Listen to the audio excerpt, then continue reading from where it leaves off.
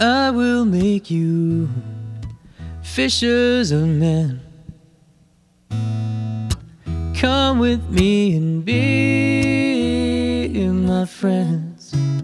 Listen to my truth, hear my word, take it to the ends of the earth. I think anyone who is considering priesthood has a desire to certainly help people, whatever their state in life is, to be with people, to assist people in their need, and you know, to help others to grow in their relationship with the Lord.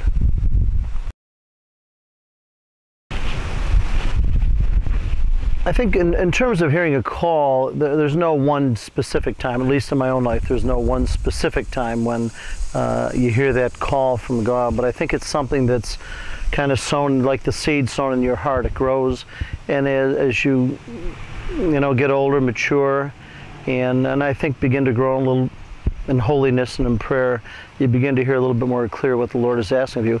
I would say it probably started when I was at St. Patrick's in high school. You know, I was an altar server. I knew the priests. In those days, we had mainly all the religious sisters teaching us. And I think the opportunity to see the priests and the sisters in action in their life had an effect on me. And it was something that I was somewhat interested in, and after high school went into the seminary, college, and ultimately into major theology. But I would say it evolved over the years, but certainly began in high school. There's a lot of rewards, I think, in being a priest. Well, I think one of the many rewards is just being able to be with people at times that are at the very high points of life or at the very low points of life. Being with them at the time of marriage and baptisms are certainly high points, confirmations, first communions, and I think at the difficult times, at the deathbed of a family member or a funeral, those are, while they're difficult times, they're important times to be with people.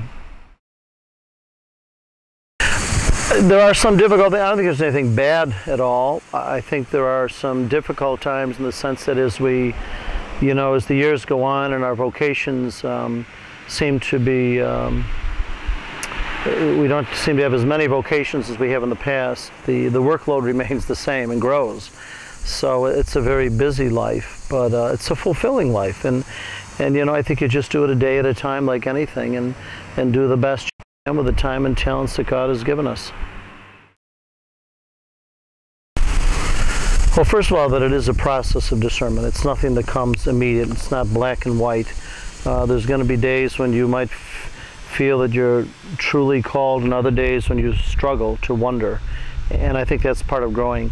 I would say is, you know, stay close to the church, to the Eucharist. The Eucharist has to be the center of your life. I think it's important, if you're serious enough that in your spirituality, you might want to be able to have a spiritual director to see once a month or so, to begin to look at the process of spirituality in your own life, and begin to ask yourself some very important questions. First of all, you know, do you really believe that God is calling you to this? And secondly, do you feel that God has given you the gifts and the talents that are necessary? I believe if God calls you, God gives you those things. Those are obviously there. But I would say staying close to the church, to the Eucharist, to prayer, and being able to talk to some other people, close friends, asking close friends and family members. Do they feel or see that you could have a possible vocation? 'Cause I want to make you fishers of men.